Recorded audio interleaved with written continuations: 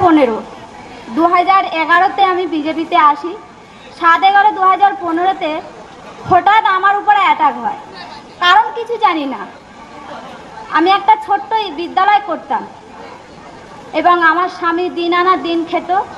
তো হঠাৎ রাস্তায় তাকে মারধর করে এবং তাকে এত মারধর করে যে তার কোনো পরিস্থিতি নেই।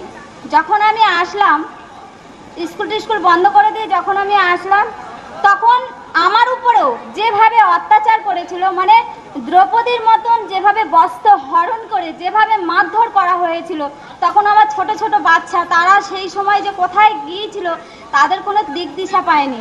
তো ওই সময় দ্রৌপদীর মতন যে বস্ত্রহরণ হয়েছিল, সেই সময়ও কিন্তু আমি অবশ্যই একা মার খাইনি, আমিও 2-4 জনকে মেরেছিলাম, লাঠি চালিয়ে 2-4 জনকে মারধর করেছিলাম। তারপরে আমার উপরে প্রচুর অত্যাচার হয়।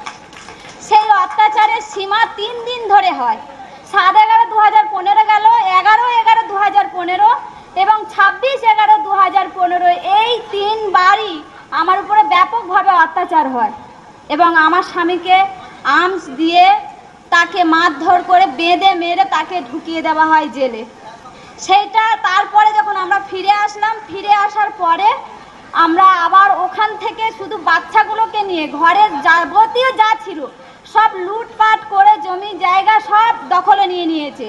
বাধ্য হয়ে 2টো বাচ্চাকে নিয়ে আমরা ক্যানিংয়ে চলে এসেছিলাম বাঁচার আশায়, শুধু একটু শান্তিভাবে থাকবো বলে।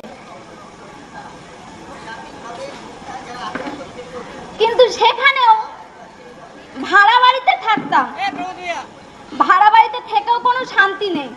যতবারই ভোট আসে আর ততবারই অত্যাচার হয়, আর ততবারই ঘর পাল্টাতে হয়, আর ততবারই মার খেতে হয়। ঠিক এইভাবে তাও আমাকে ওরা বিজেপিটা ছাড়াতে পারেনি, কারণ আমি প্রতিজ্ঞা করেছিলাম এবং শওকত মোল্লা নিজে বলেছিল যে ওই রাস্তা থেকে চলে এসো, ওটা ভুল রাস্তা। আমি বলেছিলাম যে এটাই আমার সঠিক রাস্তা আর আমি এই রাস্তাতেই হাঁটবো। এবং যখন মারধর করা হয় তখন নিজেই শওকত মোল্লা বলেছিলেন ওইখান থেকে দাঁড়িয়ে যে ওকে ধর্ষণ করে পুড়িয়ে মেরে দিয়ে চলে এসো। এরকমভাবে একজন এমএলএ, যে কিনা সর্বসাধারণের ভোট নিয়ে একটা এমএলএ হয়ে সবার পাশে না দাঁড়িয়ে একটা মহিলাকে অত্যাচার করে না শেষেও লাস্টে বলে আসছে যে ওকে পুড়িয়ে ধর্ষণ করে পুড়িয়ে মেরে দাও। তারপরে ক্যানিংয়ে আসার পরে যখন ছিলাম দিব্যি, যত কষ্ট, ঘর ভাড়া করে বিভিন্ন জায়গায় চলে যেতাম, থাকতাম। কিন্তু এইবারের যে ঘটনাটা, সব থেকে বড় কথা, আমি ক্যানিংয়ের বাসিন্দারই নয়, ক্যানিং ওয়েস্টের বাসিন্দার নয়, ভোটারও নয়। তার সত্ত্বেও শওকত মোল্লা একা না পেরে পরেশ চন্দ্র দাস, যিনি ক্যানিং পশ্চিমের এমএলএ, তাকে দিয়ে আমার বাড়িতে অত্যাচার শুরু করে এবং রীতিমতো আমাকে 17ই জুন হবে, 17ই জুনে আমাকে ওনারা হুইপ জারি করে গিয়েছিলেন যে 3 দিনের মধ্যে ঘর ছেড়ে বেরিয়ে যেতে হবে। যদি না এই 3 দিনের মধ্যে যাও, তাহলে কিন্তু পরেশবাবু আমাদেরকে বলেছেন যে যদি আমরা 3 দিনের মধ্যে ঘর না ছাড়ি, তাহলে বাইরে থেকে লোক ঢুকিয়ে অত্যাচার করা হবে, মারপিট করা হবে, ঘর বাড়ি লুট করা হবে। তো আমার স্বামী বলেছেন যে কি সমস্যা, আমাদের তো একটা দোষ দেখাতে হবে, আমরা কি কারণে ঘর ছাড়বো।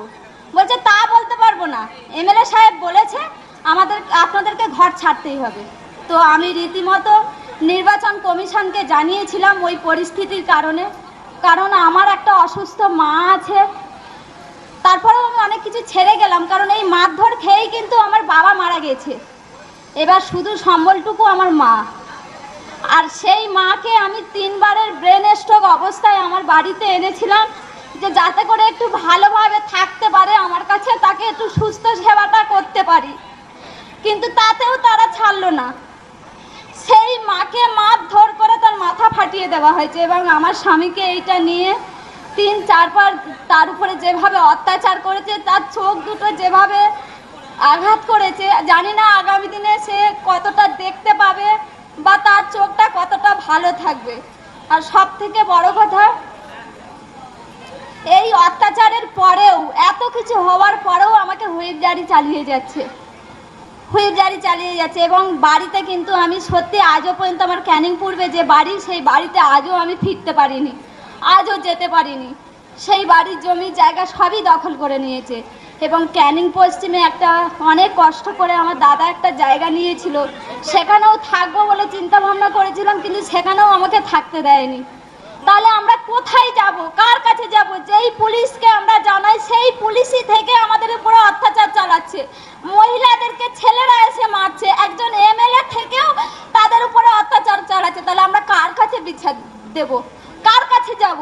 এই কর্মীরা কার কাছে যাবে? কেন আমাদের এরকম, যদি বিরোধী দল করতে গিয়ে যদি এত অত্যাচারিত হতে হয়, তাহলে কেন আমরা এরকম অত্যাচারিত হয়ে কেন এর কোনো কিছু হয়নি, কেন কোনো আইন বের হয়নি?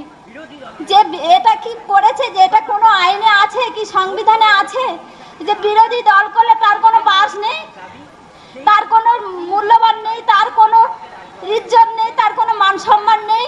শুধু বিরোধী দল করার অপরাধে যে লক্ষ লক্ষ মানুষগুলো যে অত্যাচার হচ্ছে, যে মেয়েরা আজও অসহায়ের মতন ঘুরছে, আজও তারা অত্যাচারিত হচ্ছে, কত মহিলারা ধর্ষণ হচ্ছে, নীরবে মরে যেতে হচ্ছে তাদেরকে আত্মহত্যা করে, তার হিসেব কে দেবে? কোথায় আমরা জানাবো, কার কাছে বিচার জানাবো?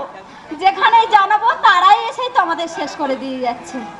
তো আমার কাছে, আপনাদের কাছে অনুরোধ যে যাতে করে আমরা সুবিচার পাই।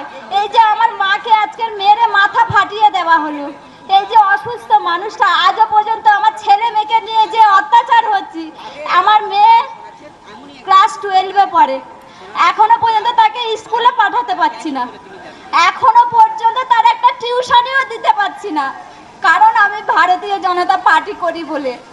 তো এই তো আমাদের পরিস্থিতি, আমরা কোথায় যাব? এটা আমার মহামান্য রাজ্যপালের কাছে অনুরোধ, এখানে যে সমস্ত দাদারা আছে তাদের কাছেও আমার এটা অনুরোধ যে যাতে করে আমরা সবাই আবার সুস্থভাবে সুস্থ শৃঙ্খলায় ফিরে আসতে পারি, সেই ব্যবস্থা করুন। কারণ মমতা বন্দ্যোপাধ্যায় যতদিন এই রাজ্যে থাকবে ততদিন আমাদের কোনো শান্তি নেই, কোনোভাবে আমাদের শান্তিভাবে বাঁচতে দেবে না। এরা শুধু অত্যাচার করতেই জানে, এরা অত্যাচার করবে, ভাঙচুর করবে, মারধর করবে, ধর্ষণ করবে, আর দিদি বলবে যে ওটা ছোটখাটো খবর, ওতে কিছু যায় আসে না। কিন্তু যে ভুগছে, যে ওই অত্যাচারিত হচ্ছে, সেই বুঝতে পারছে এর জ্বালাটা কত। তাই প্রত্যেককে আমরা বলবো যে দেখুন, যতই মমতা বন্দ্যোপাধ্যায় আমাদেরকে ভয় দেখিয়ে ঘরে ঢুকিয়ে দিক না কেন, কিন্তু আমরা আমাদের জায়গায় থাকবো।